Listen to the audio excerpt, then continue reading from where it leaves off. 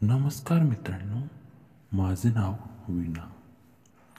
मी एक 26 ते 27 वर्षाची मुलगी. झालं असं, मला हेच कळत नव्हतं की रोज मावशीचा नवरा रात्र झाली की आईच्या रूमच्या मध्ये का जातो. सध्या बाबा काही कामानिमित्त बाहेर गेले होते. मला रात्री व्यवस्थित झोप लागत नसायची. एक दिवस रात्री मावशीचा नवरा मला आईच्या रूमच्या दिशेने जाताना दिसला. तो आतमध्ये गेला व त्याने दरवाजा आतून बंद केला. नक्की तो आतमध्ये का गेला असेल म्हणून मी पटकन जाऊन दरवाजाला कान लावला व दरवाजा थोडा लोटण्याचा प्रयत्न केला. तेव्हा असं कळालं की दरवाजा आतून बंद केला आहे. काही वेळ मी तसा दरवाजाला कान लावून उभी राहिली. तेव्हा मला अचानक आतमधून आईच्या हुंकारण्याचा आवाज येऊ लागला.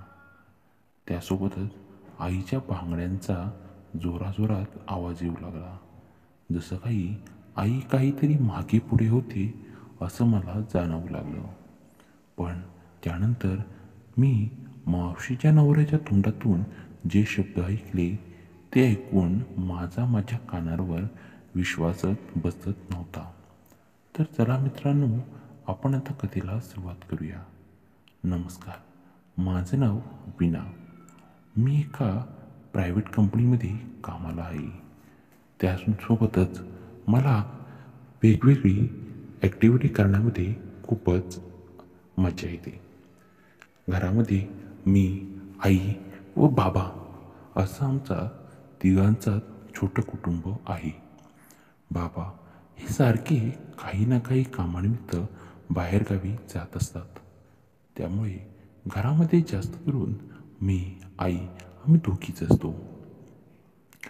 आता एक दिवस मी जेव्हा कामावरनं रात्री घरी आले तेव्हा मावट्या मावशीचा नवरा आमच्या घरामध्ये आला होता.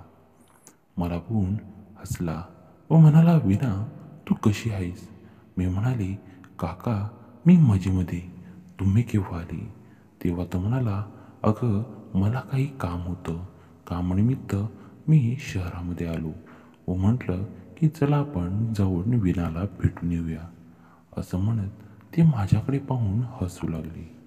मी म्हणाले, बरं झालं, खूप दिवसानंतर तुम्ही घरी आलात. असं म्हणताच ते म्हणाले, हो खूप दिवसानंतर तुलासुद्धा बघतोय. पहिले होती ती वीणा खूप वेगळी दिसत होती व आत्ताची वीणा खूप मोठी झाली आहे. असं म्हणत त्यांनी एक वेगळाच कटाक्ष माझ्याकडे टाकला. मला त्यांचं बोलणं जरा पांचट वाटलं. तरीही मी लक्ष न देता आतमध्ये गेले, कपडे बदलले व फ्रेश होऊन पुन्हा हॉलमध्ये येऊन बसले. तेवढ्यात आई आतून बाहेर आली. तिने माझ्यासाठी चहा बनवून आणला होता. पण आईच्या कपड्यांकडे बघून मला काहीतरी वेगळं वाटलं. आईचे कपडे आज सगळे विस्कटलेले का होते हाच विचार माझ्या मनात येत होता. कदाचित काम जास्त असेल व तिला स्वतःकडे लक्ष द्यायला वेळच नसेल. त्यामुळे तिचे सर्व कपडे विस्कटलेले असतील असं मला जाणवलं. बाबा काही कामानिमित्त बाहेर गेलेत हे ऐकून मला कळालं. म्हणजेच ते आता 3-4 दिवस घरी येतच नसतात. पुढे झालं असं, रात्री जेवण झाल्यानंतर आम्ही सगळे झोपी गेलो. मी माझ्या रूममध्ये झोपली होती. तसंही रात्री झोपताना मी आतमध्ये लाईट बंद करते व रूमचा दरवाजा उघडाच ठेवते. भरपूर वेळ झालं तरी रात्री मला काही झोपच लागत नव्हती. अचानक आईच्या रूमकडे कोणीतरी जात असल्याचं मला जाणवलं. पण मला माहीत होतं की घरामध्ये फक्त आई, मी व काका म्हणजेच मावशीचा नवरा आहे. म्हणून मी पटकन खोलीच्या बाहेर आले. खोलीच्या बाहेर येऊन मी आईच्या रूमकडे बघताच आईच्या रूमचा दरवाजा पुन्हा बंद झाला. नक्की काय झालं असेल याच विचारात मी उभी होती. हळूहळू मी अंधारामध्ये जात आईच्या दरवाजाकडे कान लावण्याचा प्रयत्न केला व एका हाताने हळूच दरवाजा ढकलला, पण दरवाजा आतून बंद झालेला होता. तेवढ्यात आईच्या खोलीमध्ये मला काकांचा आवाज येऊ लागला.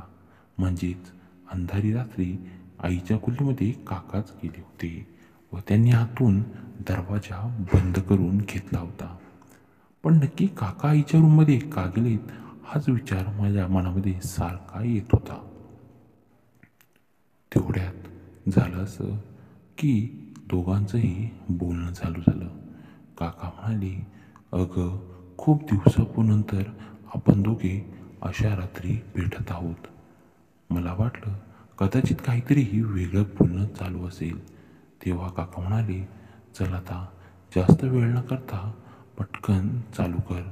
खूप दिवसानंतर आपण करत आहोत. हे शब्द जेव्हा मी ऐकले तेव्हा मात्र माझं डोकं सुन्न पडलं. आई काहीतरी हातामध्ये घेऊन मागे पुढे करते असा तिच्या बांगड्यांचा आवाज येऊ लागला. मध्येच आईच्या हुंकारण्याचा आवाज खूप मोठ्या मोठ्याने येत होता. मी हे सर्व दरवाजाला कान लावून ऐकतच होते. तेवढ्यात मला जोराची शिंक आली. मी शिंकले व तेवढ्यात त्यांचं जे चालू होतं ते पटकन बंद झालं. कदाचित त्यांना कळालं होतं की खोलीच्या बाहेर कोणीतरी आहे म्हणून. मीही पटकन पळाले व माझ्या रूममध्ये जाऊन बसले. मला वाटलं माझ्या शिंकण्याच्या आवाजाने काका पटकन आईच्या रूमच्या बाहेर येतील, पण असं काहीच झालं नाही. मी माझ्या रूममध्ये येऊन बसले व आईच्या रूमकडे एकटक बघू लागले. काका काही आईच्या रूममधून बाहेर आलेच नाही. जवळजवळ 10-20 मिनिटं गेल्यानंतर मी पुन्हा दबक्या पावलांनी हळूहळू चालत आईच्या रूमजवळ गेले. पुन्हा एकदा कान देऊन मी ऐकण्याचा प्रयत्न केला. तेव्हा मात्र आईच्या श्वासोश्वासाचा व हुंकारण्याचा आवाज जास्त येऊ लागला. पुढे मी अजूनच जवळ गेले व दरवाजाला कान लावला. तेव्हा मावशीचा नवरा म्हणजेच काका आईला म्हणत होता, तू कसली भारी आहेस. खूप दिवसापासून मला तुझ्यासोबत असं सर्व करायची इच्छा होती. शेवटी माझ्या आयुष्यामध्ये तो दिवस आलाच. तेव्हा आई म्हणाली, आता बोलत बसण्यापेक्षा मी समोर आहे, तुम्हाला जे हवं आहे ते करा. असं म्हणताच आईच्या बांगड्यांचा जोराजोरात आवाज येऊ लागला व आईच्या हुंकारण्याचा व श्वास जोरात घेण्याचा सुद्धा आवाज येतच होता. असं म्हणत काका आईसोबत खूप काही करतोय हे मला आवाजावरनं स्पष्ट कळालं. तर मित्रांनो, तुम्हाला आपली ही कथा कशी वाटली हे कमेंट्समध्ये नक्की सांगा व कथा आवडल्यास चॅनेलला सबस्क्राईब करायला विसरू नका. भेटूया आपण पुन्हा अशाच एका नवीन कथेमध्ये. तोपर्यंत धन्यवाद.